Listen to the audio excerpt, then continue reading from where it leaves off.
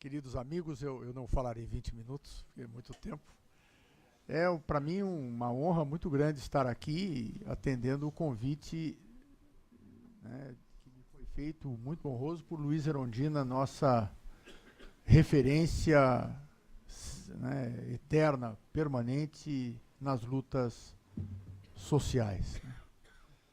Eu comecei a trabalhar com Luiz Erundina como assessor parlamentar dela, quando ela se elegeu vereadora na cidade de São Paulo, em 82, e até hoje não parei, né?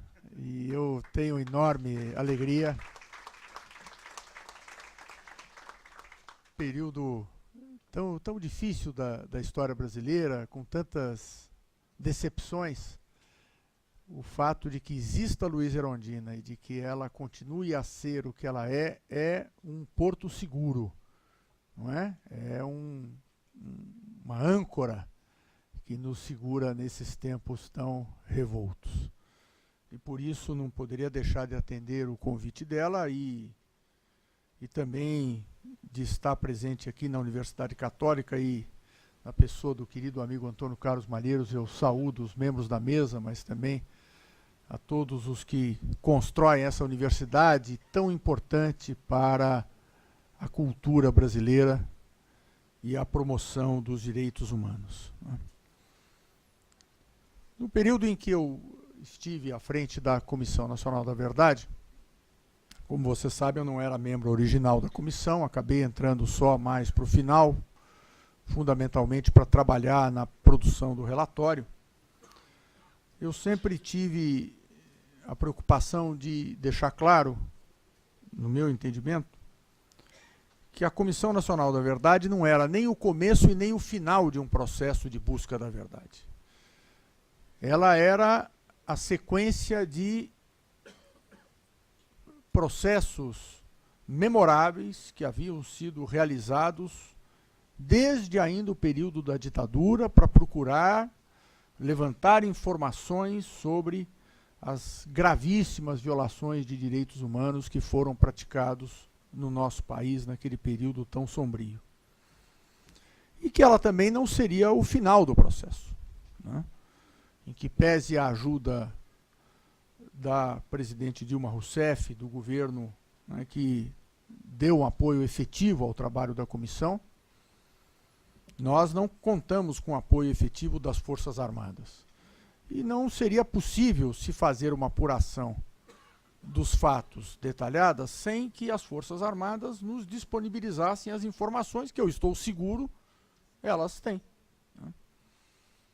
No caso do Araguaia, por exemplo, os desaparecidos políticos daquele episódio, todos estavam sob custódia das Forças Armadas. Portanto, obviamente, há o registro do que houve.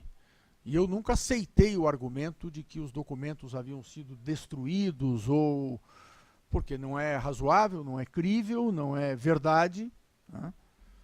E isto fez com que, embora a comissão tivesse conseguido sistematizar muitas informações, mobilizar de certa maneira a sociedade em torno de uma temática que não foi sempre uma temática de grande apelo social, né? Ela foi apenas um passo de uma luta que deve seguir, e nesse sentido a instituição, por iniciativa da deputada Luiza Erundina, do Dia Internacional do Direito à Verdade, é muito importante, porque isto exatamente cria uma referência, né, para sinalizar para a sociedade brasileira a necessidade de se continuar a perseguir a busca da verdade relativamente àqueles episódios e, como sempre se deixou claro, para que eles não voltem a se repetir. Esta é a finalidade, né, no fundo, da Justiça de Transição, da Comissão Nacional da Verdade, é o resgate da história, mas é também a preocupação com esta que eventos como esse não se reproduzam. E, obviamente, nós todos ficamos muito preocupados com um cenário em que as Forças Armadas voltam a estar presentes no Brasil num tipo de atividade que não é próprio das Forças Armadas, que é exercer essa atividade de segurança pública, né? Entrevistado até por um meio de comunicação sobre o que eu achava dessa intervenção, eu disse, olha, a intervenção ela é uma figura prevista na Constituição brasileira. Ela pode ser aprovada, o Congresso Nacional pode aprovar. Agora, há um problema com as Forças Armadas, que é o fato de que as Forças Armadas nunca reconheceram o papel que tiveram nas graves violações de direitos humanos.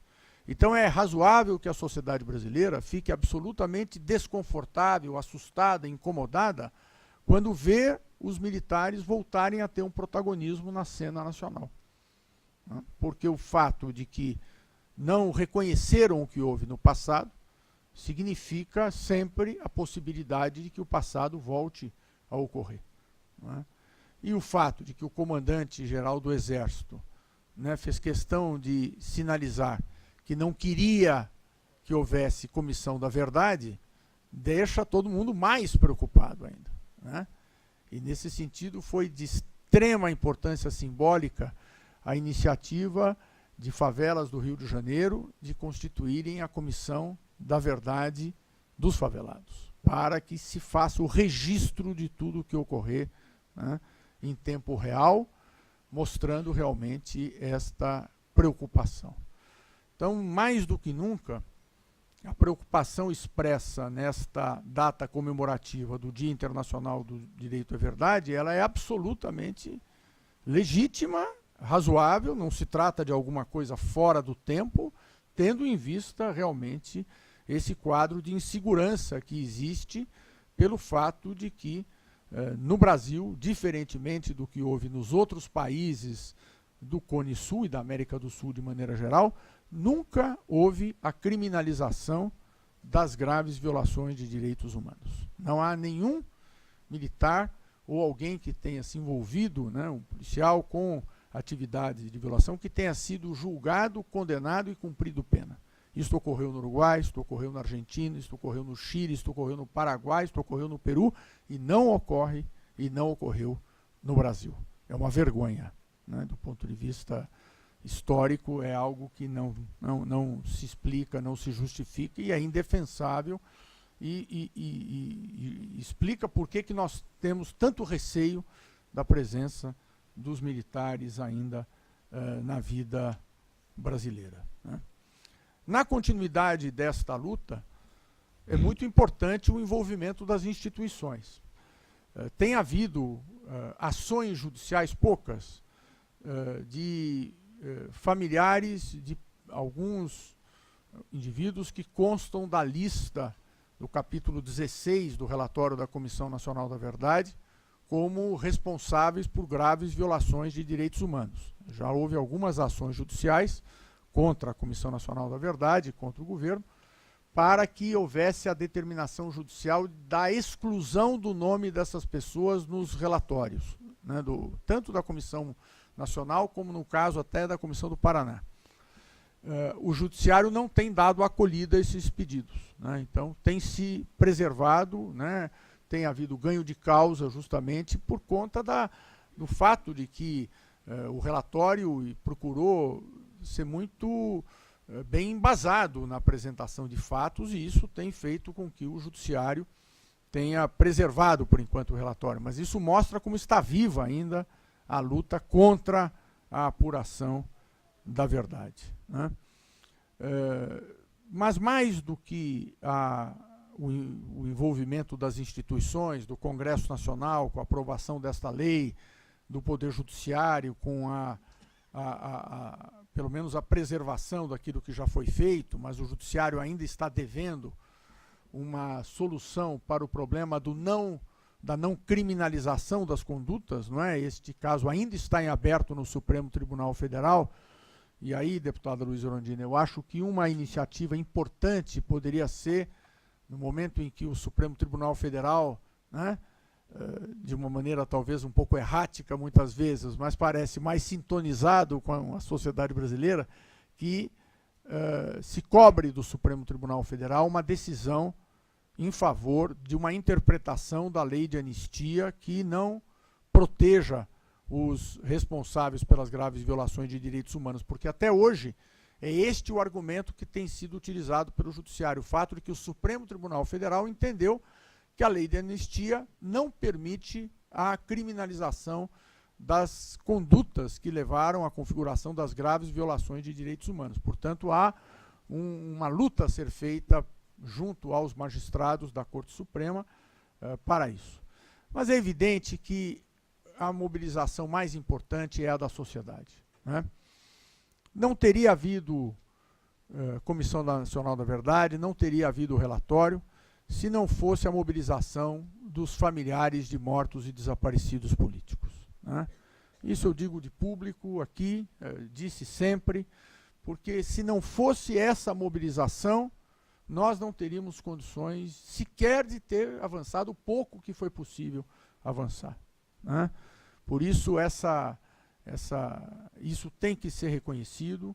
O fato de que, neste ano passado, Luiz Erondina, desde 1989, quando foram descobertas as valas clandestinas de Perus, né, pela primeira vez se esteja agora, né, se avançando na identificação das ossadas, isso só foi possível pela mobilização da sociedade, pela mobilização dos familiares de mortos e desaparecidos, né, que a cada momento, pressionando, cobrando, fizeram com que se avançasse, com a lentidão que é característica da sociedade brasileira, mas que se avançasse. Então é muito importante que isto exista, e há esta ideia de se criar um comitê, né, da sociedade que dê amparo a esta ideia do Dia Internacional do Direito à Verdade é muito importante, porque ao fim e ao cabo é isto que funciona, né? O envolvimento das universidades, o envolvimento dos movimentos sociais, dos sindicatos, né? Isto é que cria realmente esta perspectiva, né? Por isso, uma das reivindicações que infelizmente não foi atendida das conclusões, das recomendações, foi justamente que se constituísse no âmbito do Estado brasileiro o que nós chamamos de um órgão de segmento, que justamente desse sequência ao que tinha sido feito pela Comissão Nacional da Verdade, mas pelas comissões da verdade que se constituíram no Brasil inteiro, né, nos estados, nos municípios, nos sindicatos, nas universidades, e que isto tivesse sequência. Isso não houve essa sequência, né, os governos não constituíram essa comissão.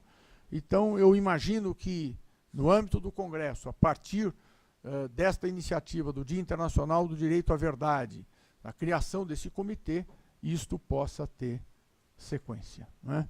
Então, quero agradecer o convite que me foi feito, para mim extremamente honroso, dizer da minha alegria de estar aqui e reencontrar tantos queridos companheiros, né, dessa luta de tantos anos, e parabenizar Luiz Erondina e todos aqueles que deram ensejo à criação desse Dia Internacional do Direito à Verdade, que passaremos a comemorar todo dia 24 de março. Muito obrigado pela atenção de vocês.